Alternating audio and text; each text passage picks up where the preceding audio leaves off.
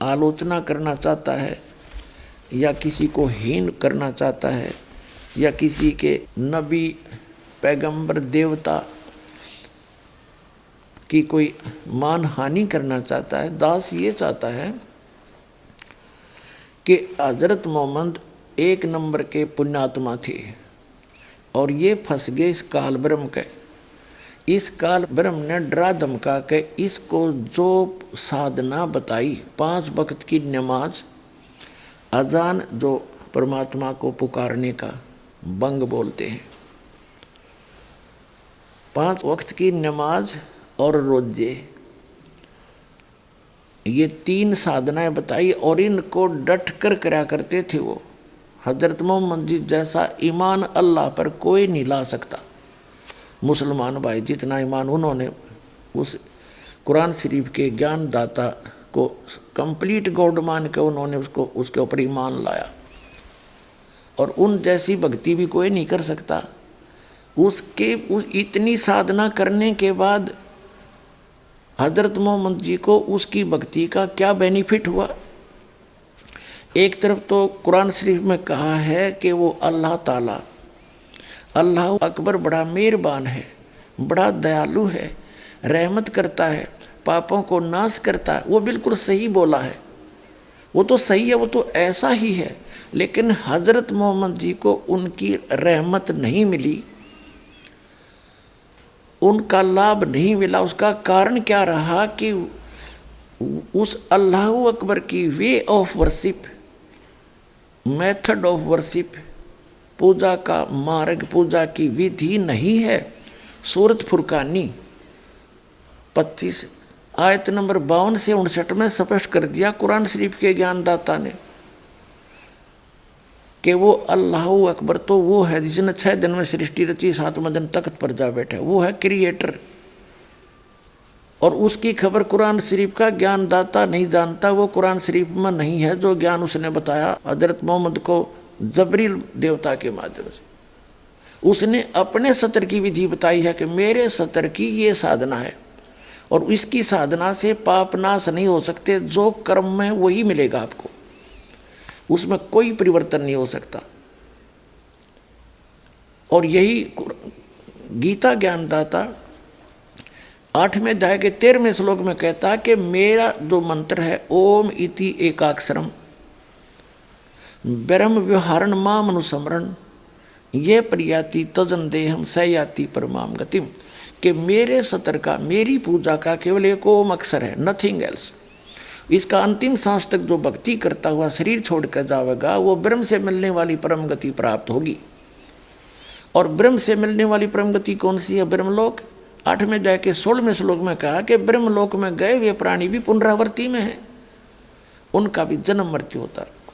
फिर गीता ज्ञानदाता ने 8वें अध्याय के 5 और 7 में तो अपने विषय की साधना बताई कि मेरी भक्ति करेगा मुझे प्राप्त होगा, ब्रह्मलोक में आ जाएगा, लेकिन जन्म मृत्यु तेरी भी रहेगी मेरी भी रहेगी, मोक्ष नहीं हो सकता। और जैसा कर्म करेगा वैसा फल भी मिलता रहेगा। लेकिन 8वें अध्याय के प्रथम मंत्र में अर्जुन ने पूछा कि किम तत् ब्रह्म, उसका उत्तर दिया 8वें अध्याय के 3रे श्लोक में गीता में कि वो परम अक्षर ब्रह्म है। तो 8वें अध्याय के 5 से 7 तक तो अपनी विधि बताता गीता ज्ञानदाता, और उसके विषय में इसने बता दिया जन्म मृत्यु तेरी भी रहेगी मेरी भी रहेगी, यहाँ शांति हो नहीं सकती, युद्ध तो करना ही पड़ेगा।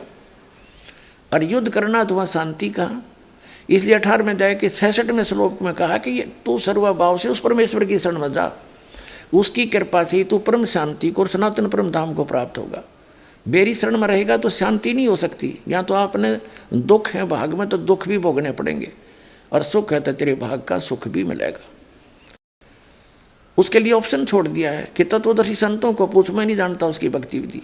17वें अध्याय के 23वें श्लोक में गीता ज्ञानदाता ने उस परम अक्षर ब्रह्म सच्चिदानंद घन ब्रह्म, ब्रह्म ने माने सच्चिदानंद घन ब्रह्म की भक्ति का संकेत किया है कि उसके 3 मंत्र का जाप है। ओम तो सार्वजनिक कर दिया, वो तो उसका है ही, और तत् और सत वो सांकेतिक छोड़ दिए, उसको तत्वदर्शी संत बताएगा। तो वो दोनों कोड वर्ड जो हैं वो दास के पास है, वो कंप्लीट कोर्स है।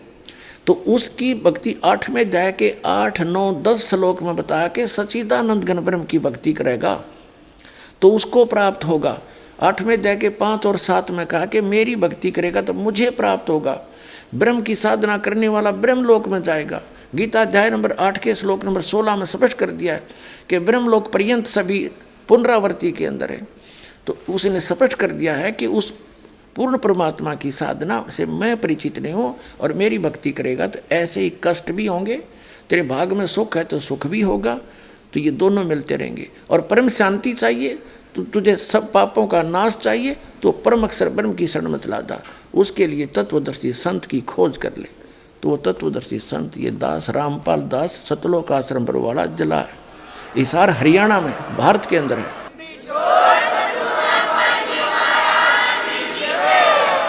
अब कुरान शरीफ के ज्ञान दाता की भक्ति करते करते हजरत मोहम्मद के ऊपर कैर टूट गए। जिस व्यक्ति के 3 पुत्र और तीनों मृत्यु हो जा तो खाक शांति उसको, चाहे राष्ट्रपति बना दे उसने, उसका कलेजा हिलता रहेगा सदा, और इसी गम में मर जाएगा वो व्यक्ति, ज़्यादा जीवित भी नहीं रह सकता, इतना खोखला हो जाता अंदर से।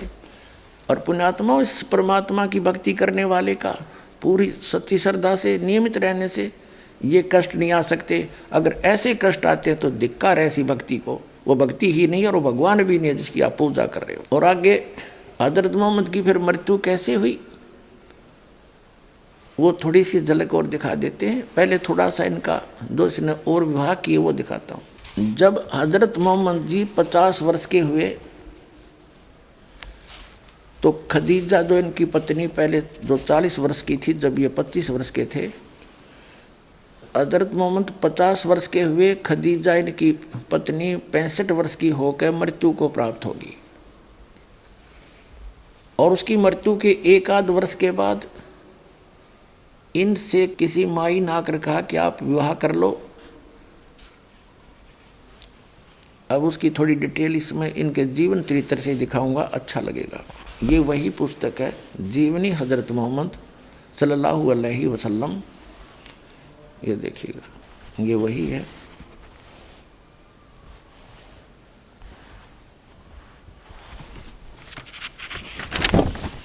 यहाँ भी देखिएगा, ये वही है जो अभी आपको, ये इन्हीं की मुसलमान भाइयों की छापी हुई है और इन्हीं की यहाँ से ये मुद्रित है।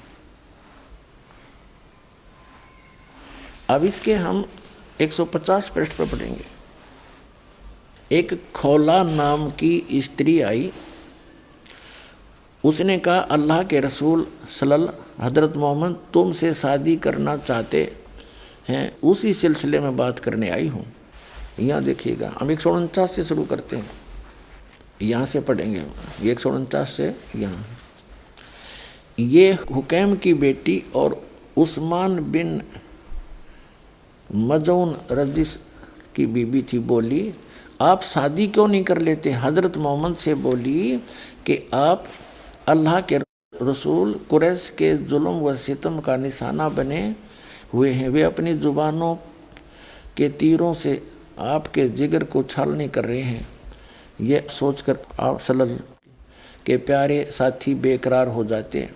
अब कहने का भाव है कि हजरत खदीजा की जुदाई का गम और कुरैश की बदसलूकी का रंज, यानी हजरत या खदीजा मर चुकी थी। अब यहाँ कहते हैं कि ये हुक्म की बेटी और उस्मान बिन मजून की बीबी थी, बोली आप शादी क्यों नहीं कर लेते हजरत मोहम्मद से। कोई खदीजा जैसी ना मिले न सही, लेकिन कुछ तो सुकून मिलेगा, कुछ तो मन का बोझ हल्का होगा। प्यारे नबी ने कहा हुकैम की बेटी किसकी तरफ इशारा है। खौला औरत ने कहा, स्त्री ने, किसी ने, कुंवारी भी मिल सकती है, चाहो तो बेवा भी, विधवा भी। प्यारे नबी सल्लल्लाहु अलैहि हजरत मोहम्मद ने कहा कुंवारी कौन। खौला ने कहा आपकी सबसे बड़ी हकदार अब्बू बकर की बेटी है। प्यारे नबी और बेवा कौन। हजरत मोहम्मद ने पूछा विधवा कौन है। तो खौला नाम की स्त्री ने कहा कि जमा की बेटी सौदा, वे आपको नबी मान चुकी है और आपके पैगाम को कबूल कर चुकी है। अबसा हिजरत करने वालों में उनके सोहर भी थे, वहाँ से वापस के बाद उनका इंतकाल हो गया, वो मर गया उसका पति। प्यारे नबी सल्लल्लाहु हज़रत मोहम्मद ने कहा अच्छा जाओ दोनों के लिए बातचीत तो करो। खौला सौदा के पास गई और बोली, कहने का भाव ये हज़रत मोहम्मद जी ने हरी झंडी दिखा दी, कुंवारी भी कर लो बात और विधवा भी, 50 वर्ष की आयु में। अब देखो 150 पृष्ठ पे हम पढ़ रहे हैं, यहाँ देखो। खौला ने कहा अल्लाह के रसूल आपसे शादी करना चाहते हैं, उसी सिलसिले में बात करने आई हूँ। सौदा से कहा हम अपने मतलब की पढ़ेंगे। फिर खौला उम्मे रुमान के पास आई, इस जोड़े का क्या कहना। खौला ने जाकर सौदा के बाप से बात की। उन्होंने यह मुबारक खबर सुनी, खुद ब खुद उनके मुंह से निकला कि इस जोड़े का क्या कहना। फिर खौला उम्मे रुमान के पास आई। ये आयशा की माँ और अबू बकर की बीबी थी। बोली क्या अच्छी किस्मत पाई है आपने, यह बरकत और रहमत की बारिश खुदा के रसूल यानी हज़रत मोहम्मद आयशा से शादी का इरादा रखते हैं। ये कंवारी थी और छोटी उम्र की थी, 10-11 वर्ष की। ये देखो आयशा से शादी का इरादा रखते हैं। उम्मे रुमान रजिस्टर्ड, ओहो भाग्य, कितना मुबारक बात होगी कि यह तनिक ठहरो, अबू बकर भी आ जाएं। अभी ज़्यादा देर ना हुई कि अबू बकर आ गए और आखिरकार आप सल्लल्लाहु की शादी सौदा और आयशा से हो गई। इस तरह शादी के बाद सौदा विदा होकर आप के घर चली गई और आयशा की विदाई बाद में हुई क्योंकि वो छोटी थी। अपने आत्माओं दास तो आपका इतिहास लिखा हुआ पढ़कर सुना रहा है और जैसे में यूं लगा कोई गांठ बात कर दी हो तो इसको परचेज करके पढ़ सकते हो।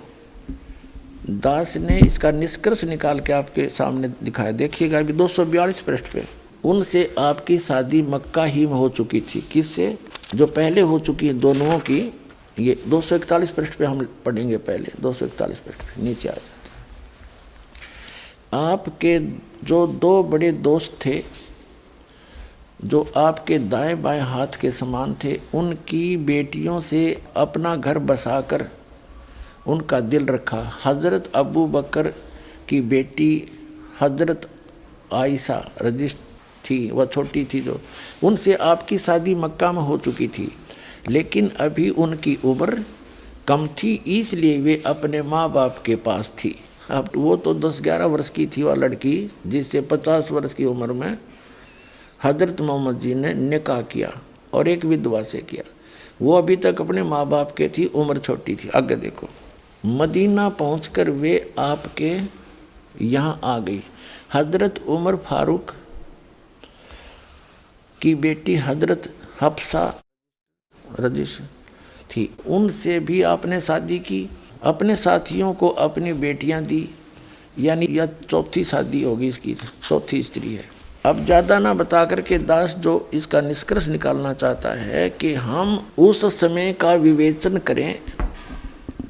इस कुरान शरीफ के ज्ञान के प्राप्त से पहले हज़रत मोहम्मद जी की पूज्य माता जी आमिना नाम था उनका, वो कितनी सहनशील और कितनी नेक आत्मा थी। पति की मृत्यु होगी, बेटा गर्भ में था, प्रथम पुत्र, और 6 वर्ष का जब तक हुआ, अगर ब्याह करना होता तो साल भर भीतर कर लेती हुआ, और किसी से विवाह करना होता तो कितना गुड कैरेक्टर था। हम ये नहीं कहते कि हज़रत मोहम्मद बैड कैरेक्टर थे, इसका एक विशेष कारण रहा है। विशेष कारण तो ये रहा कि इस कुरान शरीफ के ज्ञानदाता ने जो भी उनको विवश करके करवाया, इन्होंने वही कर लिया। बस इससे अधिक दास कुछ कहना नहीं चाहेगा। दूसरा कारण ये हो गया था कि ये पुण्य आत्मा जितनी होती ये हमदर्द होते हैं, इनके अंदर विशेष भगवान की कसक होती है और वे विशेष रहम दिल होते हैं। जब हजरत मोहम्मद जी ने कुरान शरीफ के ज्ञानदाता के आधार से अपना ज्ञान प्रदान करना शुरू किया तो विरोध बहुत हो गया, इनके आपस में बहुत लड़ाई हुई और इसमें सैकड़ों की संख्या में दोनों ग्रुपों के आदमी मारे गए। और जो विधवा हुई उनके प्रति हमदर्दी करके भी हजरत मोहम्मद जी ने विशेषकर विधवाओं को सहारा देने के लिए ही उनको ग्रहण किया, जैसा भी, क्योंकि ये तो उनकी एक नेक आत्मा का परिणाम था। और जो इसने सारा कुछ किया वो प्रेशर था काल का, जो इन्होंने कुंवारी के साथ भी निकाह कबूल किया सब इच्छा से। इस कुरान शरीफ के ज्ञान को यानी उस गलत अल्लाह को और कंप्लीट गॉड करके उसकी महिमा बता दी। ये कुरान शरीफ का ज्ञानदाता भी डम्मी गॉड है, ये कंप्लीट गॉड नहीं है, गलत भगवान है, यानी अल्लाह अकबर नहीं है। तो वो अल्लाह अकबर जब आपको मिलेगा तभी आपका कल्याण होगा। और जितने भी आज तक हिंदू धर्म के आचार्य, शंकराचार्य, संत, गुरु, मंडलेश्वर और महंत हुए हैं, वे हिंदू धर्म के ग्रंथों को नहीं समझ सके। और इसी प्रकार मुसलमान धर्म के, ईसाई धर्म के जितने भी जो वक्ता हुए हैं, काजी और मुल्ला, ये जो फादर हुए हैं, इनको कख भी पता नहीं बाइबल के बारे में। यदि उनको पता होता तो गॉड इज फॉर्मलेस नहीं कहते, परमात्मा को निराकार नहीं कहते। उत्पत्ति ग्रंथ में, पवित्र बाइबल में, यानी पुराना नियम जिसको तौरात कहते हैं, उसमें स्पष्ट किया है कि जिस परमात्मा ने 6 दिन में सृष्टि रची, 7वें दिन तख्त पर जा बैठा, उसने मनुष्य को अपनी सूरत में, अपनी शक्ल के अनुसार उत्पन्न किया, अपने जैसा। तो परमात्मा मनुष्य सदृश है और उसी का 40% ज्ञान कुरान शरीफ के अंदर है, क्योंकि कुरान शरीफ का ज्ञानदाता भी वही है जो तौरात, जबूर और अंजील का ज्ञानदाता है, गीता और वेदों का ज्ञानदाता है। ये जब चाहे उसी हिसाब से थोड़ा बहुत परिवर्तन कर लेता अपने हिसाब से, लेकिन जो गॉड गिवन बुक हैं, इसी की द्वारा दी गई बुक है। जैसे वेद क्या है, वेदों को उस पूर्ण परमात्मा ने, अल्लाह अकबर ने, इस वेद ज्ञानदाता जिसको सरपुरुष कहा, गीता अध्याय नंबर 15 के श्लोक नंबर 16-17 में 3 पुरुष बताए, सरपुरुष, अक्षर पुरुष, और इनसे न्यारा कोई उत्तम पुरुष वो परम अक्षर पुरुष, गीता अध्याय नंबर 8 के श्लोक नंबर 3 में कहा है। उस पूर्ण परमात्मा ने सरपुरुष इस ब्रह्म के अंतःकरण में, जैसे एक मोबाइल से दूसरे मोबाइल में फिल्म की फिल्म फैक्स हो जाती है, उसमें डाउनलोड हो जाती है बगैर किसी वायर के, इस प्रकार उस परमात्मा ने अपने उस यथार्थ ज्ञान को इस ब्रह्म के अंतःकरण में डाल दिया, फैक्स कर दिया। इसने फिर उसको अपने श्वासों के द्वारा बाहर प्रकट कर दिया। अब जैसे ये इंटरनेट से फिल्म आती हैं और हम कंप्यूटर में लोड कर लेते हैं, कोई वायर भी नहीं होती, वहाँ से वहाँ तक आने की एक छतरी होती है, एक इंटरनेट का सिस्टम लगा, तो वहाँ से उसने कैच कर लिया और आके हमने अपने कंप्यूटर से बाहर डाउनलोड कर लिया। तो उस काल भगवान के, सरपुरुष के, गीता ज्ञानदाता के, वेद ज्ञानदाता के अंतःकरण में परमात्मा ने वो सारा कंप्लीट स्पिरिचुअल नॉलेज फैक्स कर दिया था। अब ये काल है, धोखेबाज है, ये सच्चाई किसी को बताता नहीं, किसी के सामने नहीं आता। इसने प्रतिज्ञा कर रखी है कि सामने आ जा, इसकी पोल खुल जाए, कैसा रेम वाला है।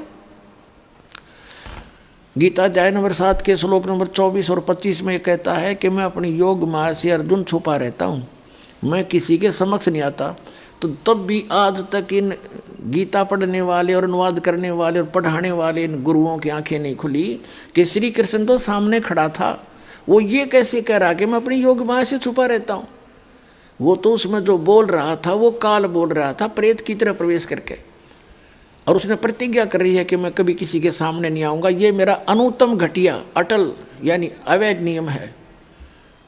और इसी प्रकार हजरत मोहम्मद जी को जब जबरील देवता एक बुराक नाम जानवर पर बैठाकर ऊपर लेकर गए तो पर्दे से पीछे खड़ा है और पर्दे के पार से उसको आदेश दे रहा, तो सामने क्यों नहीं बात करी। जैसे हमारा जो अल्लाह अकबर है, सबका जनक है, क्रिएटर है, वो सामने आता है, हमसे बातें करता है, हमें समझाने की चेष्टा करता है, लेकिन हम इस अज्ञान से, इस वेद ज्ञान दाता के अज्ञान से हम परिपूर्ण होते हैं, क्योंकि ये इनकम्प्लीट नॉलेज देता है। अब क्या हुआ कि इसने जो उस कंप्लीट स्पिरिचुअल नॉलेज यानी 5 वेद दिए थे भगवान ने, इसने क्या किया, उनको सबको देखा, जिसमें ये उसको पता लगा कि इसके अंदर तो कंप्लीट जानकारी उस परम पिता की, और यदि ये ज्ञान यहाँ के प्राणियों के हाथ लग गया तो ये सभी भाग जाएंगे वहाँ पर।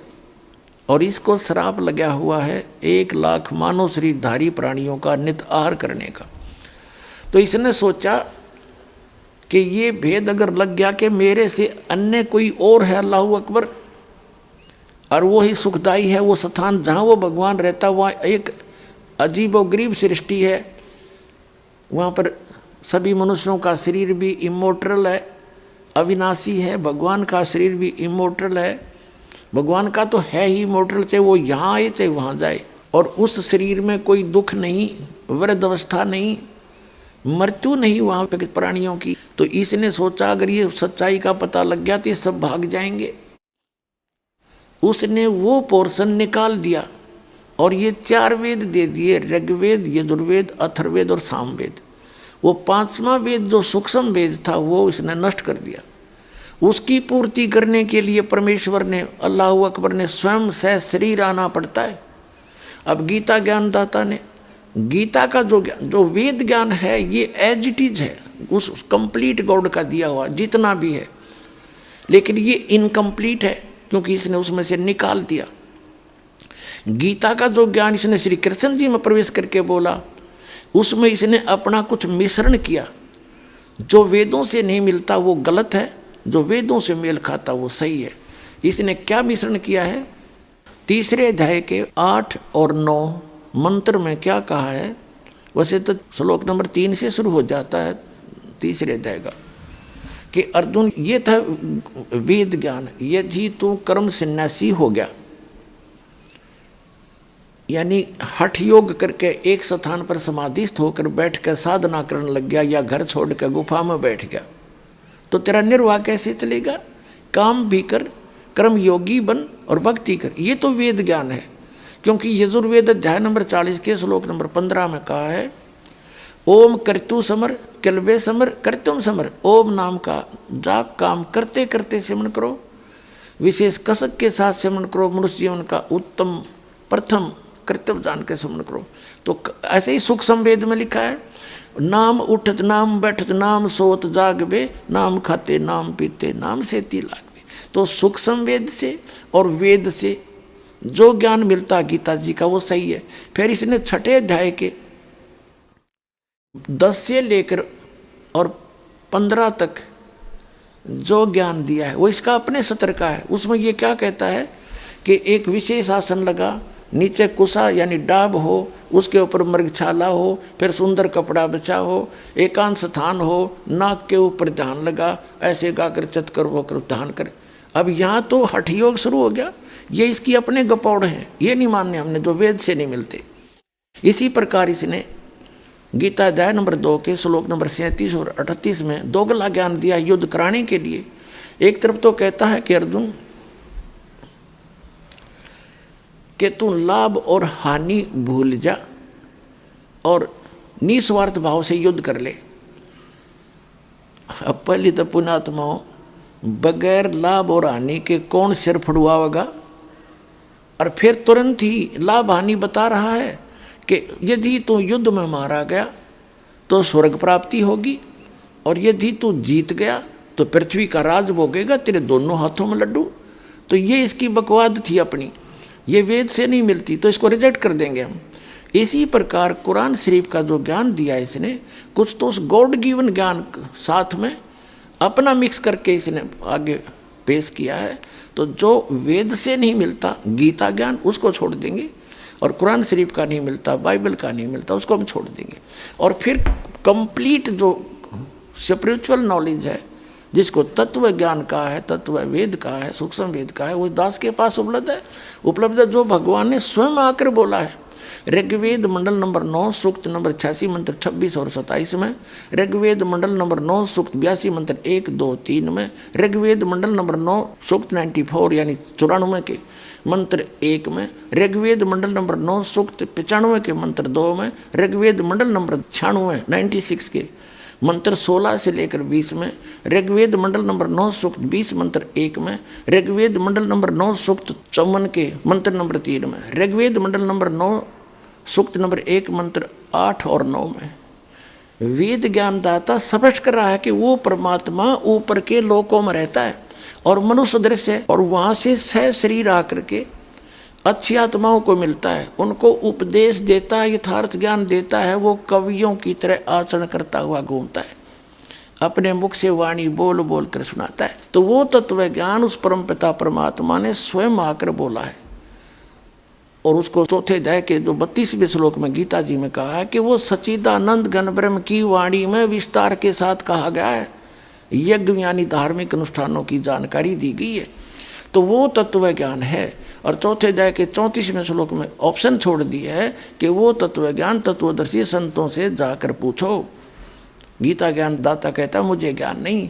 इसी प्रकार कुरान शरीफ का ज्ञान दाता कहता है सूरत फुरकानी 25 आयत नंबर 52 से 59 में कि जिसने 6 दिन में सृष्टि रची और 7वां दिन तख्त पर जा बैठा।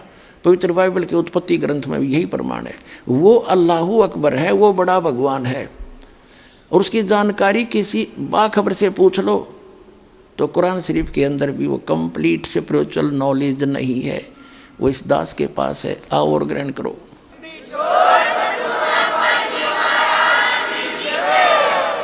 पुण्यात्माओं, हम एक उस परम अक्षर ब्रह्म अल्लाहु अकबर,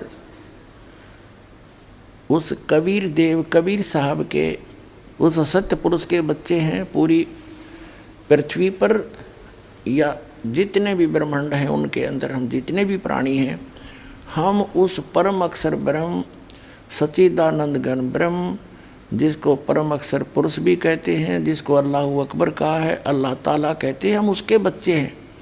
उनके वचन से उत्पन्न हैं, हम उनके अंश हैं, और हम यहाँ महादुखी हैं। यहाँ इस काल के जाल में फंसे हुए ये शैतान है। जैसे गीता अध्याय नंबर 7 के श्लोक नंबर 12 से 15 में स्पष्ट करता है कि तीनों गुणों से रजगुण ब्रह्मा, सतगुण विष्णु, तमगुण शिव जी के द्वारा जो कुछ भी हो रहा है इसका निमित्त कारण मैं हूँ। रजगुण ब्रह्मा जी से जीवों की उत्पत्ति, रजोगुण प्रभावित होकर के सभी संतान उत्पत्ति करते हैं, और सतोगुण विष्णु जी का गुण है, उससे एक दूसरे ममता बनी रहती है, सतिथि बनी रहती है। और तीसरे तमोगुण से आप परिचित हो, भगवान शंकर से निकल रहा तमोगुण के प्रभाव से हम एक दूसरे को 1 मिनट में लड़ पड़े। मुसलमान मुसलमान को मार रहा है, हिंदू हिंदू को काट रहा है, मुसलमान हिंदुओं का झगड़ा, यहूदियों या ईसाइयों और मुसलमानों का झगड़ा आपस में 1 मिनट में यही करवाते हैं। हम सभी उस अल्लाहु अकबर के बच्चे हैं जो हम सबका पिता है, और हम यहाँ इस काल के जाल में फंस गए। गीता अध्याय नंबर 7 के श्लोक नंबर 12 से लेकर 15 में ये गीता ज्ञानदाता भी ये कह रहा है कि इन तीनों गुणों की भक्ति, रजगुण ब्रह्मा, सद्गुण विष्णु, तमगुण शिव जी की जो भक्ति करते हैं, ये राक्षस स्वभाव को धारण किए हुए मनुष्यों में नीच और दूषित कर्म करने वाले मूर्ख मुझे नहीं बचते, ये मेरी भक्ति नहीं करते।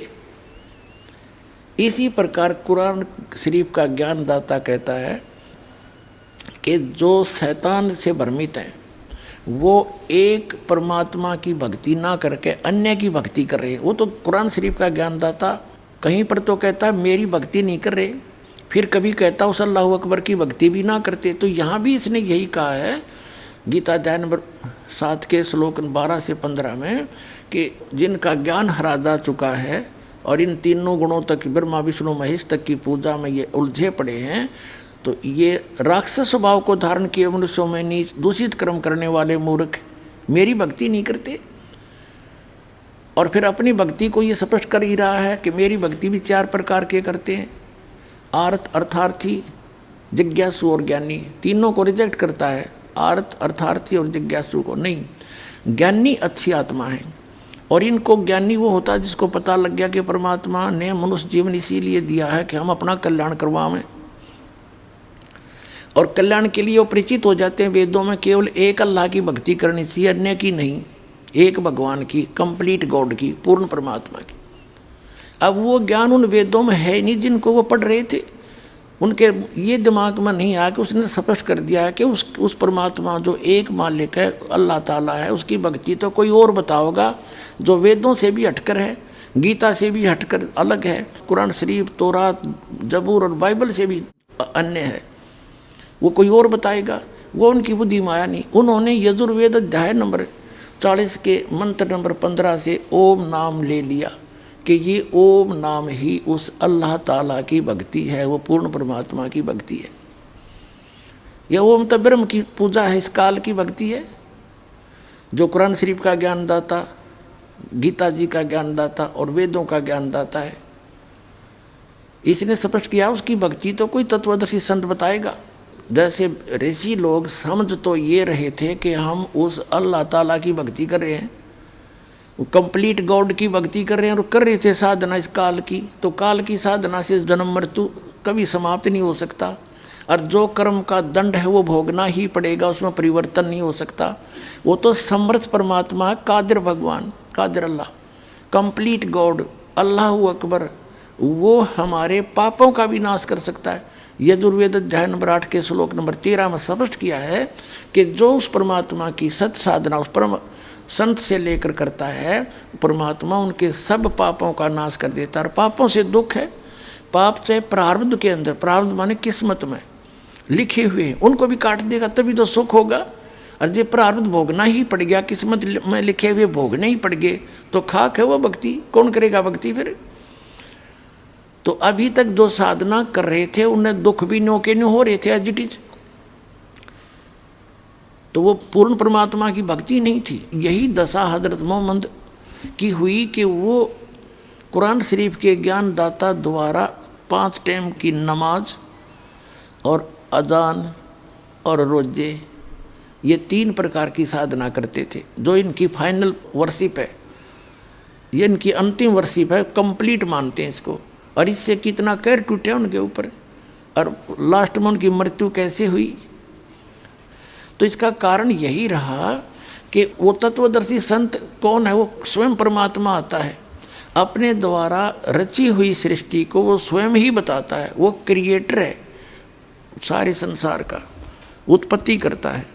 और जिस कारण से हजरत मोहम्मद जी की मृत्यु कैसी हुई, एक विचारणीय विषय है कि श्री कृष्ण जी का अंत कैसे हुआ, क्योंकि हम हिंदुओं तक वो ज्ञान नहीं पहुंच पाया। लिखा हुआ जरूर हमारे सदग्रंथों में, क्यों नहीं पहुंचाया गया, क्योंकि वो ज्ञान ऐसा है जिसको वो हमारे धर्मगुरु बता नहीं सकते थे। उसका कारण क्या था, जैसे एक समय दुर्वासा जी ने इन श्री कृष्ण के पुत्र प्रद्युम्न को और सभी यादव को श्राप दे दिया। प्रद्युम्न और कुछ अन्य यादव ने दुर्वासा संत के साथ मिसबिहेव कर दिया था, मजाक कर दिया था उसका। उसने श्राप दे दिया कि तुम्हारा नाश होएगा, सर्वनाश होएगा। और उसी के वचन से, जिसको श्री कृष्ण भगवान मान के पूजा करते हिंदू हम, उस श्री कृष्ण जी के सामने पूरा यादव कुल 56 करोड़ यादव आपस में उस दुर्वासा के श्राप वश कट के मर गए, लड़के। नवजात शिशु मार डाले न पकड़ पकड़ के, नवजात शिशु मार डाले, कसाई बन गए। श्री कृष्ण का पूरा कुल नाश हो गया। और श्री कृष्ण जी के पैर में एक शिकारी ने तीर मारा, उससे मृत्यु हुई।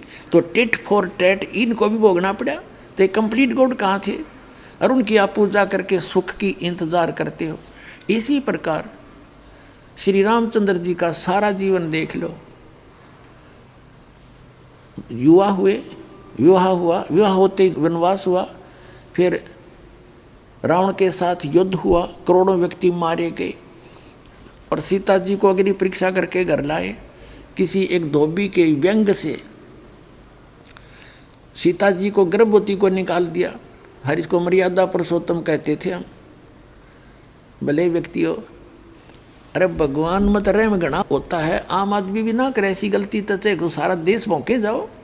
जब अपनी आँखों से परीक्षा करके लाए भगवान, अग्नि में बैठा दी सीता के तू मरगी जलगी तो तू कलंकित है, रावण के पास गई है, और नहीं जली तो तू सोने जैसी है। और वो नहीं जली अग्नि में, और फिर भी अपने ऊपर विश्वास नहीं, एक धोबी के कहने से उसको त्याग दिया कि मैं दुनिया की दंत कथा नहीं सुन सकता, इनके व्यंग नहीं सुन सकता। अब सीता तो वाल्मीकि जी के एक आश्रम में और अपने बच्चों का पालन कर रही है, और वो राजा बन के अयोध्या में बैठे। क्या वो व्यक्ति सुखी हो सकता है? सपने में नहीं हो सकता। और अंत श्री रामचंद्र जी का कैसा हुआ सर्वविदित है, इसको बताने की जरूरत नहीं। इसी प्रकार हजरत मोहम्मद के साथ क्या बीती, इसी ब्रह्म की साधना, इस काल की साधना, जो कुरान शरीफ के ज्ञानदाता द्वारा दी गई भक्ति से उसका क्या हर्ष हुआ। उसके तीनों पुत्र मारे गए उन्हीं की आंखों के सामने, तो उस बाप का क्या जीवन है, और अंत में उनकी क्या दशा हुई दिखाता हूँ आपको। ये जीवनी हजरत मोहम्मद आपको फिर से दिखाते हैं।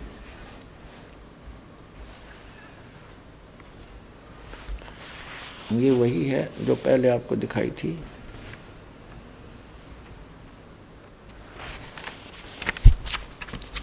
इसका कंप्लीट विवरण यहाँ पर है, आप पढ़ सकते हैं।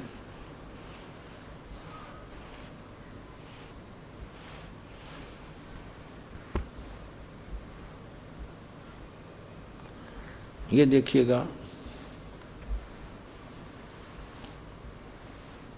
ये यहाँ से प्रकाशित है, और इसके हम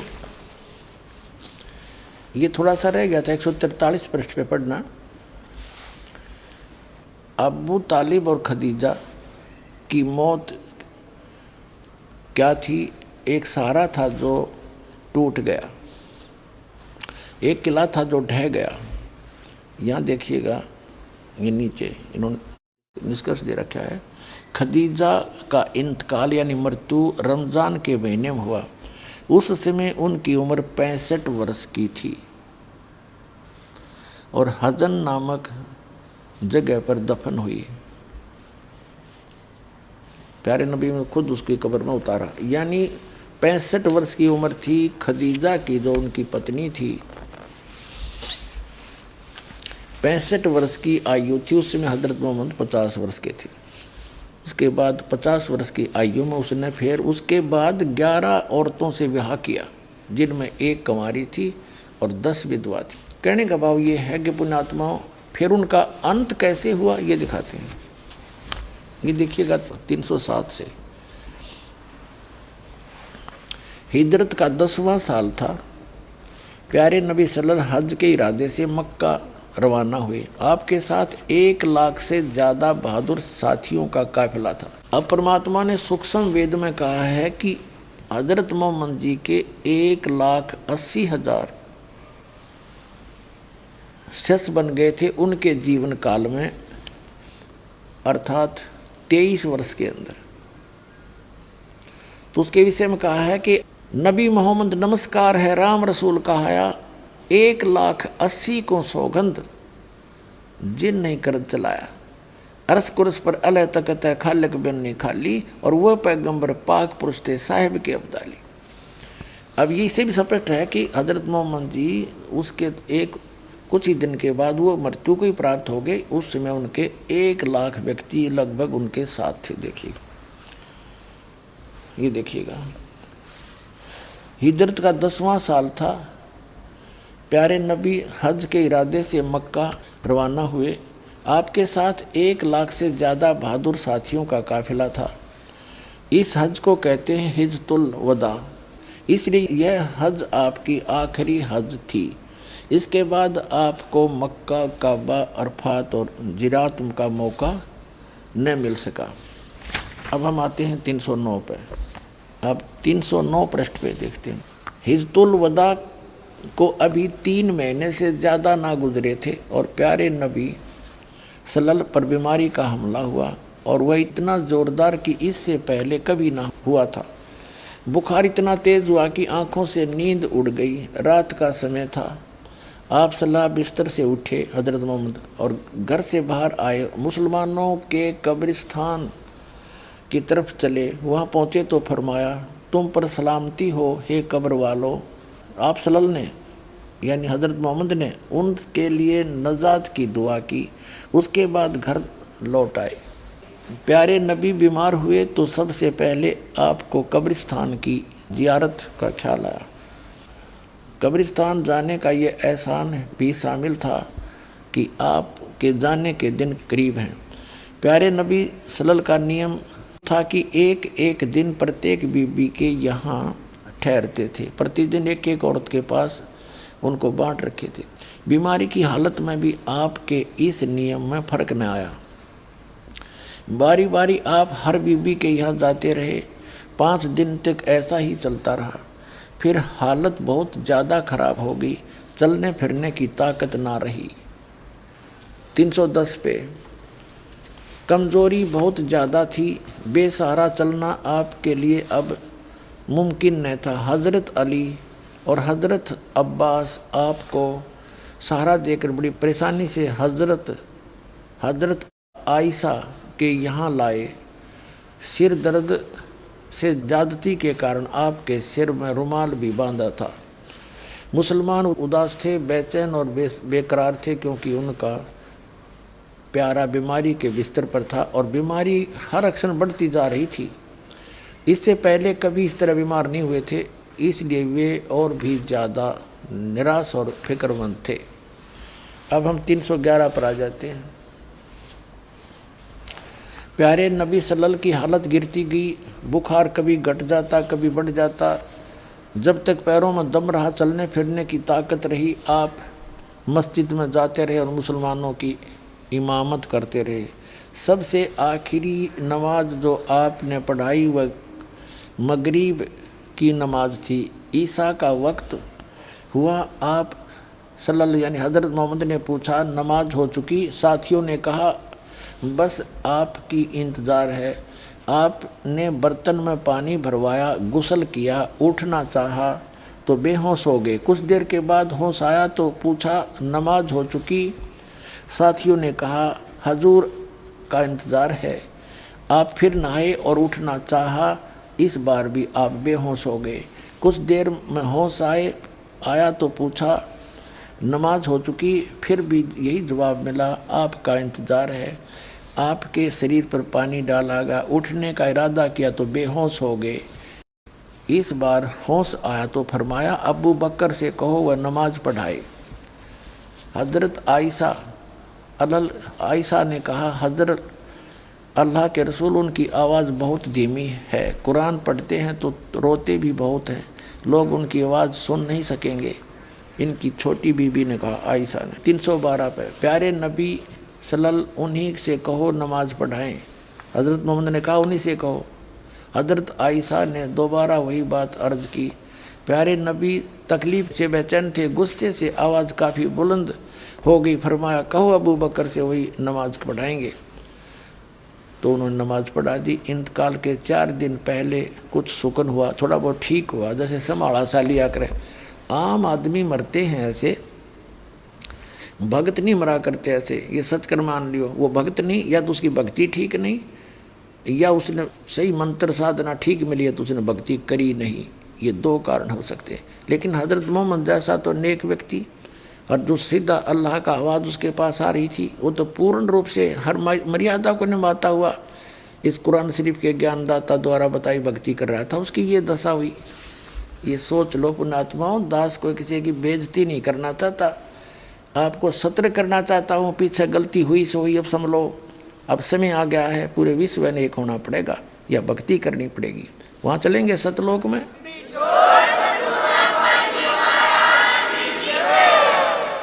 अब जैसे ये वैज्ञानिक बन के इंसान ऊपर के लोकों में के खोजे हैं, कोई अच्छा स्थान मिल जा इन वैज्ञानिक तरीकों से, तो आप 1 करोड़ वर्ष नहीं जा सकते।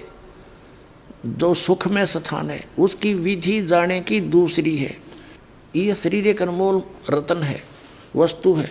इससे हमने वहाँ जाने के लिए इतनी भक्ति करनी है कि वहाँ जाने का किराया हमारे अंदर जमा हो जाए। इस शरीर को छोड़ेंगे और इसके अंदर एक सूक्ष्म शरीर है, जैसे बताया है वो। ये ऊपर का शरीर तो ऐसा है सूक्ष्म वेद में बताया भगवान ने, देह पड़ी तो क्या हुआ, झूठी सब पटीट, और पक्षी उड़ा आकाश को चलते कर गया बीट। ये तो ऐसा बताया है कि जैसे पक्षी ने बीट कर दी हो, और पक्षी अलग है। तो इसके अंदर जो वास्तविक शरीर है हमारा, सूक्ष्म शरीर है, इससे हटकर है वो, उसके अंदर हम इसके माध्यम से उसको चार्ज करेंगे, और वो इस सत भक्ति से चार्ज होगा। इसकी चार्ज होने के बाद इस खोखे को छोड़ देंगे हम, और फिर उसकी जो भक्ति की कमाई आपको स्पीड के साथ इतनी सेकंड के अंदर वहाँ सतलोक में पहुँचा देंगे। परमात्मा आपके साथ होगा, और सतलोक में जहाँ जाकर फिर कभी दुख नहीं।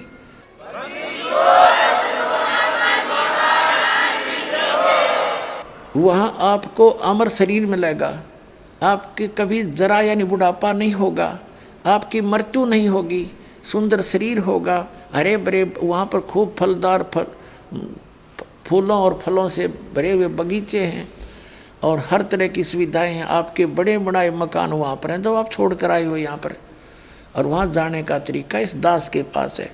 अब ये वैज्ञानिक बन के ऊपर खोज कर रहे हैं, और 2 वर्ष वर्षा ना हुई, क्योंकि जो साधनाएं आप जी कर रहे हो उससे वर्षा होना कुछ दिनों में बंद हो जाएगा। ये ओजोन गैस के ऊपर जो गैस बताते हैं ओजोन, उसमें भी डिफेक्ट होने लग गया। उसका कारण यही है कि हमने यज्ञ छोड़ दी, हवन करने छोड़ दिए। अब दास ने हवन करने प्रारंभ किए हैं। घर घर जितने भी लाखों भक्त दास के इस भक्ति पर लगे हैं, वो घर घर में घी, देसी घी की जोत जलाते हैं, गाय और भैंस के घी की। और यहाँ भी हम प्रत्येक समागम पर हवन करते हैं। इससे उस ओजोन गैस को सहारा मिलेगा और वातावरण बहुत अच्छा बनेगा। इससे वर्षा होया करेगी और बहुत अच्छा माहौल फिर से होगा। और हमने 2 रोटी चाहिए जीने के लिए। ये कार और कोठियों को प्राप्ति की होड़ लगा कर हमने अपने कर्म बिगाड़ लिए। 2 नंबर का काम करें, रिश्वत लेवें, चोरी करें, डाके मारे, कहाँ ले जाओगे? यही छोड़ जाओगे और पल्ला झाड़ कर जाओगे। केवल पापों की गठड़ी तुम्हारे साथ होगी। उससे बचने के लिए तरीका अपनाना पड़ेगा जो दास बताने जा रहा है। यहाँ भी सुखी होगे, सतलोक चले जाओगे। आपको आवश्यक वस्तु अवश्य मिलेंगी, जो आपको आवश्यक होगी आपको घर बैठे दे देगा भगवान। लेकिन क्रिया तो करनी ही है, क्योंकि ये लोक क्रिया करने का है। पर नेक नीति से काम करते रहना और भक्ति को तय दिल से करते रहना, बेड़ा पार हो जाएगा।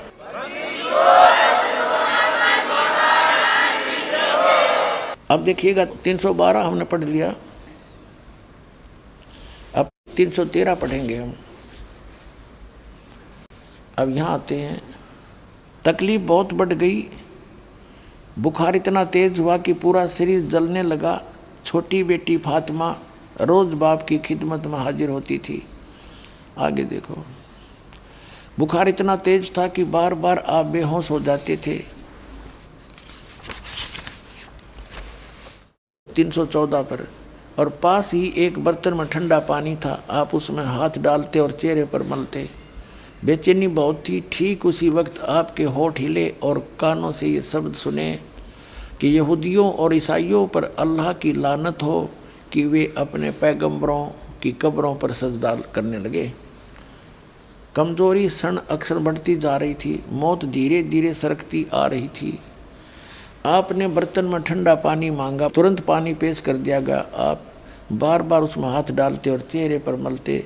चादर कभी मुंह पर ढक लेते, डाल लेते, कभी हटा लेते। उस पर निरंतर आपके मुख से ये शब्द निकल रहे थे, हे अल्लाह, नजा जान निकलने के समय की परेशानी को झेलने के लिए आसान कर दे।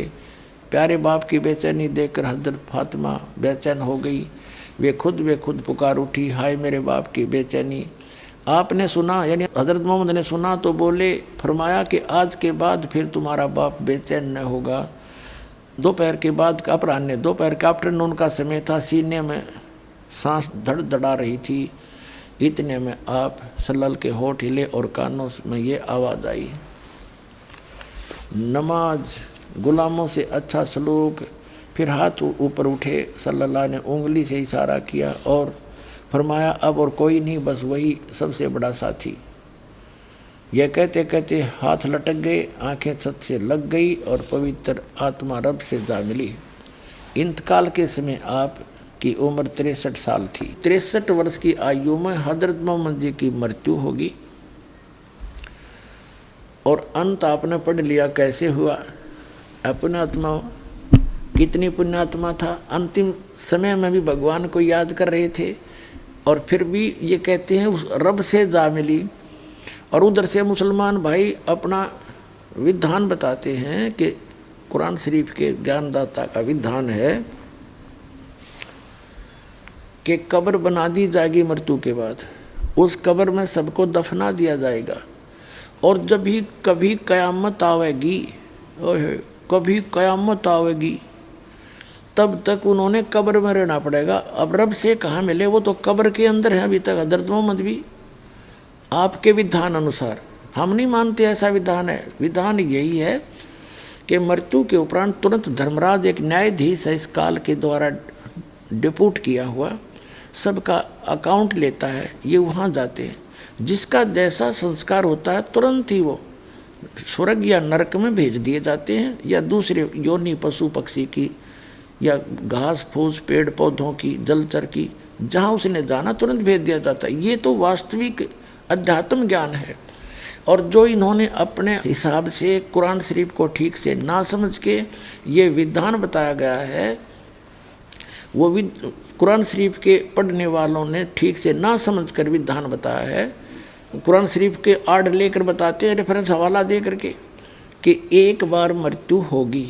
मनुष्य जीवन के जो जन्म हो रहे हैं ये मरते रहेंगे, मरते रहेंगे, जन्मते रहेंगे, मरते रहेंगे, उसमें दफना दिए जाएंगे कब्रों में। और फिर जब कयामत आवेगी, यानी पूरी कायनात पूरी सृष्टि नष्ट हो जाएगी, सबको कहते फिर निकाला जाएगा, जीवित किए जाएंगे सबको। और फिर वो जो बुरे कर्म करने वाले तो नरक में, जिन्होंने अल्लाह के कुरान शरीफ के ज्ञानदाता की आज्ञा का पालन नहीं किया और जिन्होंने उनके अनुसार साधना की, तब वो बिस्त में जाएंगे, भिस्त स्वर्ग जन्नत में। और पुण्यात्मा और ये इस कब्रों के अंदर सड़ेंगे पड़े पड़े। अगर तुम्हारा विधान सही है तो वो खाक जन्नत है फिर। और इन्होंने ठीक से उस ज्ञान को समझा नहीं जो कुरान शरीफ में कहा गया है कि तुम्हारे मरने और जीने का एक विधान बना रखा है। अब आपको पुनः दिखाते हैं वास्तविकता क्या है। कुरान शरीफ में ये बताया गया है कि वो क्या कहता है कि भगवान ने, कुरान शरीफ का ज्ञानदाता कहता है कि मैं इस सारी दुनिया को ख़त्म करूँगा और आसमान को भी लपेट दूंगा, जैसे कागज़ रोल में लपेट दिया जाता है, और इनको फिर दोबारा पैदा करूँगा पुण्यात्मा जैसे पहले किया था। तो इसी बुद्धिमान व्यक्ति ने ये अध्यात्म शब्द हैं, अध्यात्म जो है ना वर्ड हैं, कलाम हैं, इनको आध्यात्मिक व्यक्ति ही समझ सकता है यदि इनके विधान को माने कि एक बार जन्मेंगे फिर कब्रों में, उसके बाद एक ही बार जीवित किए जाएंगे, ना पहले हुए ना आगे होगा और कुछ भी। तो कुरान शरीफ में ये नहीं कहते कि जैसे मैंने पहले किया था फिर दोबारा उत्पन्न करूँगा कायनात को। अब पढ़ के सुनाता हूँ थोड़ी सी। ये देखिएगा कुरान मजीद, ये यहाँ से प्रकाशित है, ऑफिस बुक डिपो 422 मटिया महल जामा मस्जिद दिल्ली 6 से। ये कुरान मजीद ये सारा देख लो, फरीद बुक डिपो से प्रकाशित है। मौलाना अब्दुल मजीद सरवर साहिब तसही, तजुर्मा है, अनुवाद है मौलाना फतेह मोहम्मद खान साहिब जालंधरी का। ये 2006 का लेटेस्ट संस्करण है। ये इनका पूरी डिटेल यहाँ पर है, आप पढ़ सकते हैं। ये देखिएगा कुरान मजीद और सूरत अंबियाई 21 की आयत नंबर 104 पर आते हैं हम यहाँ पर। ये 525 पृष्ठ पे और 103 यहाँ समाप्त हुई। जिस दिन हम, यो कुरान शरीफ का ज्ञानदाता कहता है, जिस दिन हम आसमान को इस तरह लपेट लेंगे जैसे खेतों का तुमार लपेटते हैं। जिस तरह हमने कायनात यानी दुनिया को पहले पैदा किया था उसी तरह दोबारा पैदा करेंगे। यह वायदा है जिसका पूरा करना जरूरी है। हम ऐसा जरूर करने वाले हैं। अपने आत्माओं दोबारा पैदा करेंगे।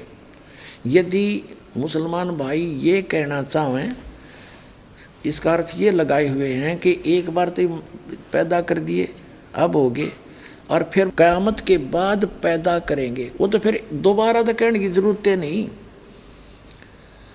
हम कायनात को दोबारा उत्पन्न करेंगे। बता फिर दोबारा क्या रहा उसका। अब विचार करने की बात है कि जैसे एक बार तो पैदा कर दिया और फिर सारा समेट दिया, कति ख़त्म कर दिया, जब आकाश ही नहीं रहा तो जन्नत कहाँ रहेगी, यानी सब नाश हो जाएगा। और फिर पुनः उत्पन्न करेंगे तो दोबारा फिर करेंगे, तो एक तो खंडन होता ही है। आप फिर पढ़िएगा क्योंकि ये बहुत गहरा राज है, पढ़िएगा। जिस दिन आसमान को इस तरह लपेट देंगे यानी कयामत आवेगी, उसके बाद कहते फिर दोबारा पैदा करेंगे। जिस दिन, ये देखिएगा, जिस दिन हम आसमान को इस तरह लपेट लेंगे जैसे खेतों का तुमार लपेटते, इस तरह हमने, जिस तरह हमने कायनात को पहले पैदा किया था उसी तरह फिर दोबारा पैदा करेंगे। यह वायदा जिसका पूरा करना जरूरी है, हम ऐसा अवश्य करेंगे। अर्थात इसका सीधा सा अर्थ है कि जैसे ये संसार पैदा किया और इसको फिर ख़त्म कर दिया और दोबारा फिर पैदा करेंगे, इसका मतलब पुनर्जन्म फिर से शुरू होगा। और वास्तविकता भी यही है। यदि एक ही बार अब पैदा करें, एक बार कायनात के बाद जो सबको जिंदा कर देंगे, तो दोबारा पुनः उसी तरह कायनात को, पूरी दुनिया को, दुनिया में या पृथ्वी ब्रह्मांड सारा कुछ आएगा, दोबारा पैदा। इसका वास्तविक अर्थ यही है। और यही यथार्थ भक्ति यानी तत्व ज्ञान के अंदर भी यही है कि जब ब्रह्मा जी का एक दिन समाप्त होगा और उसका जो संख्या है वर्षों की 4 अरब 32 करोड़, 4 अरब 32 करोड़ हमारे वर्ष बीत जाएंगे, तब पूरा ये पृथ्वी लोक और वो जन्नत, जिसको ये जन्नत कहते हैं, स्वर्गलोक और पाताल लोक, तीनों का नाश होगा। और फिर पुनः फिर इतने वर्ष के बाद ये पुनः फिर स्टार्ट होगी एज इट इज, पृथ्वी भी और स्वर्ग भी और पाताल लोक पर प्राणी फिर जो के तो प्रारंभ हो जाएंगे। इस प्रकार ये प्रोसेस है। और इन्होंने गलत, इसको ठीक से ना समझकर इसका अर्थ गलत लगाया।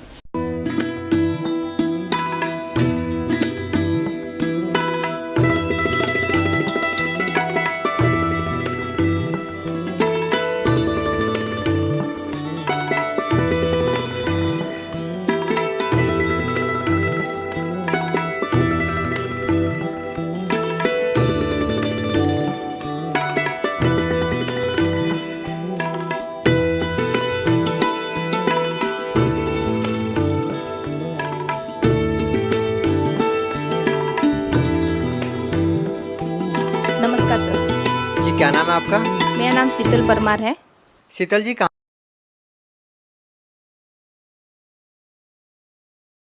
कब लिया आपने? संत रामपाल जी महाराज से नाम दीक्षा 2012 20 फरवरी को ली। संत रामपाल जी महाराज से नाम दीक्षा क्यों लिया आपने? संत रामपाल जी महाराज से नाम दीक्षा लेने का मूल कारण कुछ नहीं था सर। हमारे घर सब परिवार वाले जय गुरुदेव की भक्ति करते थे, मतलब 12-13 साल से हमने जय गुरुदेव की भक्ति की है। और फिर हमारे फर्स्ट बार हमारे ससुर जी जो हैं वो गए थे, वो लेके गए थे, दादाराम भगत जी हमारे गांव से हैं, वो लेके गए थे उनको। तो फिर हमारे पूरे परिवार वाले, पूरे घर वाले सब हंसने लगे उन पे कि ये क्या कर रहे हैं, 12-13 साल भक्ति करने के बाद अभी कहाँ जा रहे हैं। हम लोग सब उनको देख देख के हंसने लगे। तो हमारे ससुर जी ने सोचा कि ऐसे तो काम बनेगा नहीं, ये रंग बहुत अच्छा चढ़ा हुआ है उनको जय गुरुदेव का, तो ये मानने वाले हैं नहीं। तो उन्होंने सेकंड टाइम जब वो बरवाला आश्रम गए गुरुजी से, वो 4 फेरी लगानी रहती है तब सतनाम मिलता है, तो सेकंड टाइम गए हमारे ससुर जी, तो वो चिप लेके आए वहाँ से, मेमोरी कार्ड लेके आए भरा हुआ। तो वो हमारे हमारे ससुर जी ने ला के वो रेडियो में लगा के फिर उन्होंने लाउड स्पीकर पे हम सारे घर वालों को सुनाना चाहा, लेकिन वो परमात्मा की वाणी थी, गुरुवाणी थी, वो दिल छू जाती है। तो हमने मतलब हमको अच्छी नहीं लगने लगी वो वाणी, तो हम लोग पानी भरने जाते थे, वहाँ पे बाजू में थे, तो पानी भरने पे जो 15 मिनट लगता था पानी भरने में, वो हम वहाँ जाके 1-1 घंटा लगाते थे कि वो क्या कहना चाहते हैं। गुरुजी की वाणी बहुत अच्छी लगती थी हमें, सुनते इतना अच्छा लगा कि 10-15 दिन बाद मैंने सुनी वो वाणी। तो फिर हमारे देवर जो है वो इंजीनियर है, कंप्यूटर इंजीनियर, वो जो आए वहाँ से क्लासेज करके, तो मैंने बोला प्रकाश जी एक काम करो, ये जो बासा लेके आए हैं गुरुवाणी, ये आप मेरे मोबाइल में ट्रांसफ़र कर दो, या फिर कैसे भी करके मेरे मोबाइल में छोड़ दो आप, ताकि मैं उसको लगा के सुनूं। मैं एमरोटी का काम करती थी, तो वहाँ पे एमरोटी का काम करते करते मैं अपने कान में लगा दिया करती थी सर। तो वो सुनते सुनते मतलब 1 महीना बीता, 2 महीना बीता, मतलब इतना ज्ञान हो चुका है मुझे, मतलब फिर भी मतलब ये होता है ना, रंग चढ़ा हुआ है। तो 3 महीना मैंने कंटिन्यू वो ज्ञान सुना गुरुजी का। 3 महीना ज्ञान सुनने के बाद इतनी दृढ़ता आई मेरे में कि मैं संत से रामपाल जी महाराज से नाम दीक्षा लेना चाहती हूँ। तो मेरे ससुर जी बोले बेटा अब तो चल, मेरा तो सतनाम भी मिल चुका है, अब तो चल। तो मेरा ठीक है, हमारे घर वाले सब जुड़ चुके थे संत रामपाल जी महाराज से, लास्ट मैं बची, सबसे बड़ी मैं हूँ। मेरे में इतनी दृढ़ता थी कि मैं तो मेरे गुरु नहीं बदलना चाहिए, गुरु बदलो और खसम बदलो एक बात है, तो मुझे गुरु नहीं बदलना चाहिए, मतलब ये धारणा फिट हो चुकी थी मेरे अंदर। तो मैंने सोचा कि नहीं, मुझे गुरु नहीं बदलना था। लेकिन इतना ज्ञान सुनने के बाद, परमात्मा की इतनी अच्छी वाणी सुनने के बाद मैंने रहा नहीं गया। मैंने मेरे ससुर जी से बोला, मेरे पति मेरे हस्बैंड से भी बोला कि आप भी चलो। तो बोले कि ठीक है, आप बहुत होशियार हो, आपने सब ज्ञान सुना, मुझे तो टाइम है नहीं ज्ञान सुनने का, फिर भी मैं सुनता हूँ कारखाने में, जो लगता है आवाज़ बहुत अच्छी है उनकी, वाणी सब अच्छी है, चलो आप बोलना चाहते चलो देख के तो आए। तो हम लोग वहाँ पे गए, बरवाला आश्रम, सतलोक आश्रम बरवाला गए, संत रामपाल जी महाराज से गए, दंडवत किया वहाँ पे।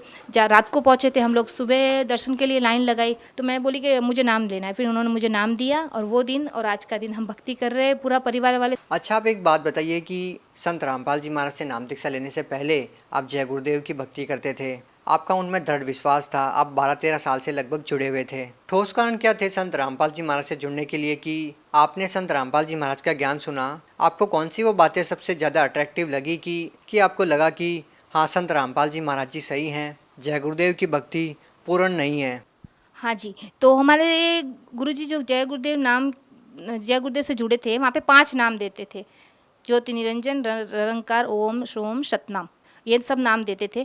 तो हम भक्ति तो करते थे, लेकिन दृढ़ता ऐसे आई कि हम मतलब संत रामपाल जी महाराज गीता खोल के बताते थे, भागवत खोल के बताते थे, ये अपना चारों वेद खोल के बताते, ये सब क्या है। फिर मेरा मन तो वैसे भी रंग बहुत पुराना चढ़ चुका था, लेकिन मैं सारे ग्रंथ उठा के लेके आई ब्राह्मण के घर पे जाके, और सारे वेदों में जो लिखे हैं वो सब जाके डिटेल व साइज सब मिलाया। 2 महीने ज्ञान सुनने के बाद भी मेरी वो मत बोले ना, इतना दृढ़ता थी अंदर कि मैंने सारे वेदों उनके घर से उठा के लेके आई और सब मैच किया, और वही वो प्रश्न नंबर, वही वो अध्याय, और वही वह सब डिटेल मुझे मिली। इतना आनंद लगा कि वास्तव में ये गुरु पूरे हैं। मैं तो इतने साल गवा चुकी हूँ, लेकिन अब मैं नहीं गवाऊंगी।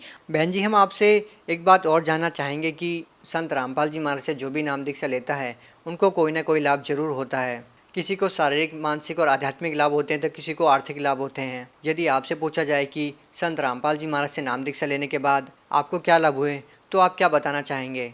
सर, मुझे सबसे बड़ा और सबसे ये लाभ हुआ कि मेरे बच्चे का जो तकलीफ़ था, इतना रोती थी ना मैं, सब जगह जा के, हॉस्पिटलों में, मंदिर में, सब जगह जय गुरुदेव की भक्ति करने के बाद भी हम मंदिर जाते थे।